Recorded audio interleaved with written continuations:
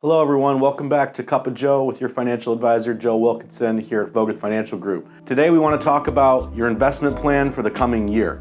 Now again, as always, your investment plan is following a long-term plan that we've structured for you here at Voguth Financial with your investment income plan. Now if you're not a client of ours and you're watching this video, a huge thing to consider at the beginning of the year is, am I still on track to meet my goals? Are my investments met with my initial plan and my initial risk allocation going forward? Now, typically at the beginning of the year, we're going to have those conversations with our clients, but if you're out there doing this on your own, one of the things you want to focus on is number one, risk, number two, time horizon, and number three, liquidity.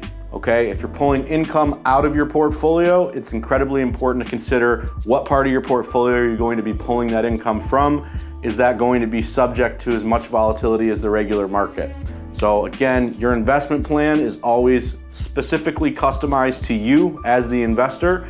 And the number one thing to consider is, am I comfortable with this plan? What's going to happen if the market goes up or down 10 points? How am I going to react? Am I comfortable with the way this is set up, and how is that going to affect me and my portfolio?